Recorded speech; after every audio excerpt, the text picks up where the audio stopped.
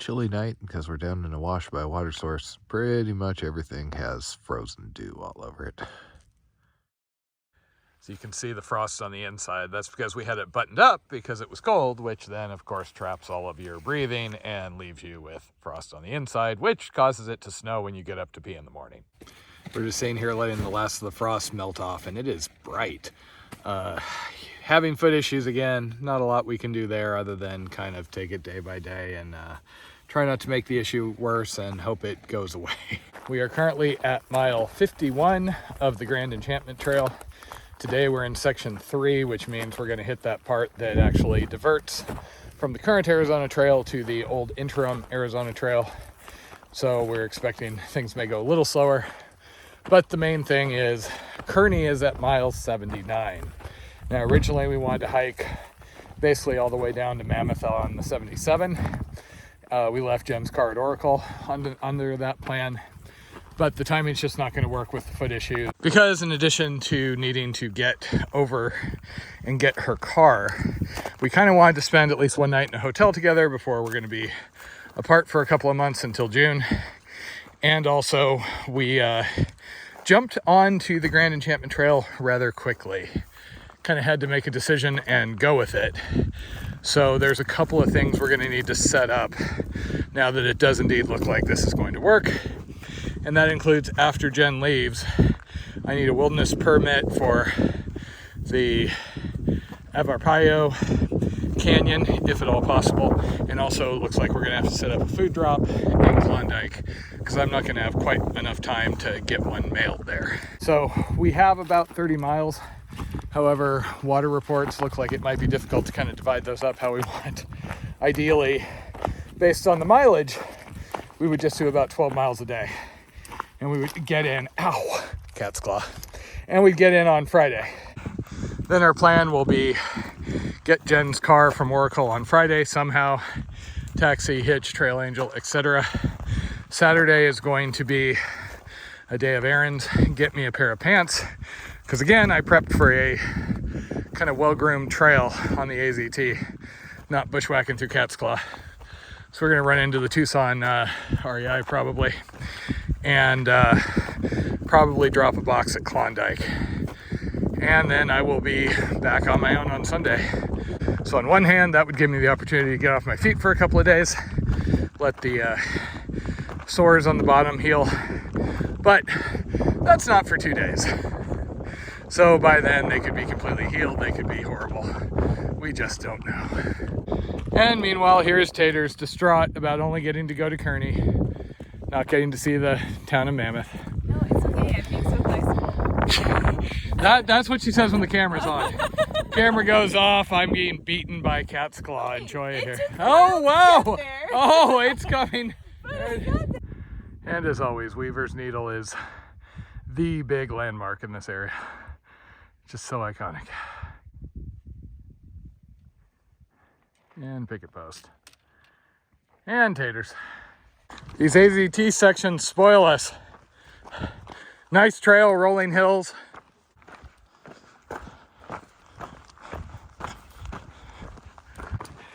I guess it doesn't matter because even if I had the official Condor FKT instead of the unofficial, there'd just be somebody else who would come through and do it just to like knock that out. So we are once again in a burn scar, and you can see what it did to the cacti when it rolled over it.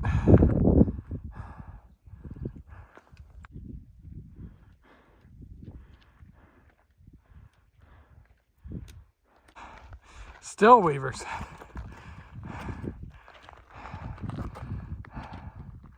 Not too bad of you, huh? Okay, so we are finally, at long last, after what feels like days, at the point where we diverge on the get for a little while to see some wild, untamed wilderness. It has often been difficult to find shade in the middle of the day, and if you sit out in the sun, it's fine if you're walking and you're moving, but if you just sit there for a while, at least with me, it just drains all the energy out of you by the end of the break. So we did manage to find just barely enough shade to cover. So Jen picked up more ramen, but she also pulled out the big guns, which is the Parmesan garlic mashed potatoes. Yes. That are another lunch favorite, nice and hearty. Problem is, once I eat an entire package of these, I kind of don't want mashed potatoes for a while. So we've left the AZT. From the descriptions, it can be a little hard to follow. They think this might be the way we're going. We don't need no stinking well-developed trail.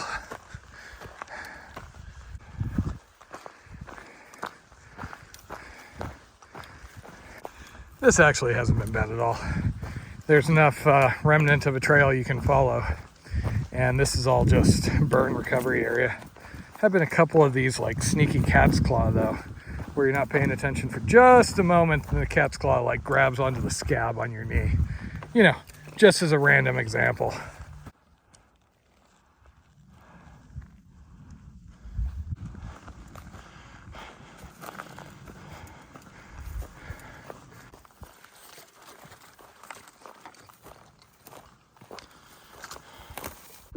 Okay, I think this route officially has better views than the Arizona Trail through here. AZT was kind of plain through here, huh? Old Arizona Trail. Yeah, this is kind of cool. Just no bikes, so AZT goes the ugly way. So last night, right before we set up camp, we actually ran across Octane and Always, who I had run into at Colossal K. And we're pretty sure they spent the night being blown off that ridge, whereas we were nice and tucked away. And then this morning, we ran into the Moppets. That's the cutest trail name. It's a team trail name. What? You saying Team Macetators ain't cute? Yeah, you know, like the big Sierra 10-day thing versus on the AT. I mean, you don't even, the 100-mile wilderness, people were doing multiple food caches thanks to Shaw's.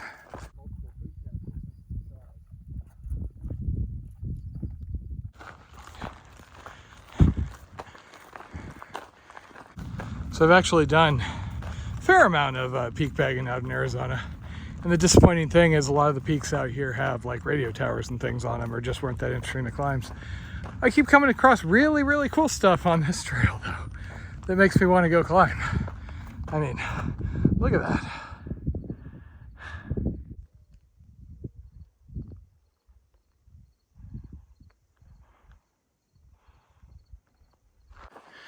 I don't know, maybe it is. I mean, the guy is one of the few ones I know where a sentient cat is one of the main characters.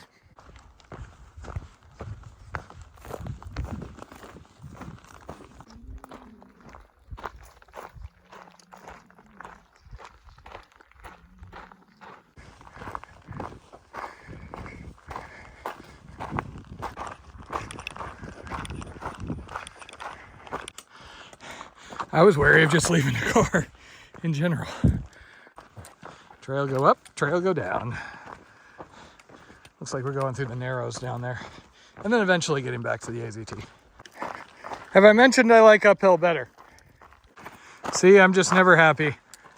I come out to hike a trail like this that most people say is, you know, them scraping by out in the wilderness only to feel like it's too crowded. And I'm only happy when I take the alternate to the trail. And I'm really out here with nobody. That's good. I think this was a good choice. So far. Evening water fill up time, aka watch Blondie struggle with the CNOC time. If you're having to force it that hard, you're not doing something right. Maybe fill it from the other side. Anyway, assuming she ever gets the CNOC open, which we're 20 seconds in and it doesn't look like it's happening anytime soon, we're going to be stopping a little bit early because we need to stretch things out. As it is, we're going to get to Kearney on Friday. So we have spent a fair amount of time in areas with cliff dwellings the last year. So I tend to see them everywhere. And we saw some back there, but if you notice, there's actually a line going up to that kind of alcove. I'm wondering if it's cliff dwellings or a mine or what. I was worried people were thinking you didn't know how to set up the tent anymore. Had a mostly really peaceful and nice day today.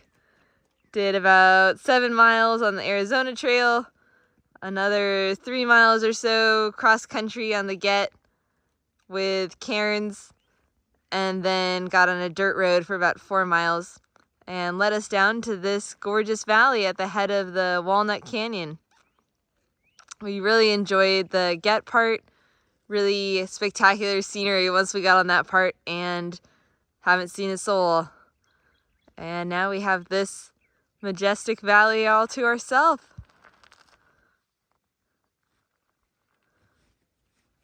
Home sweet home for the night.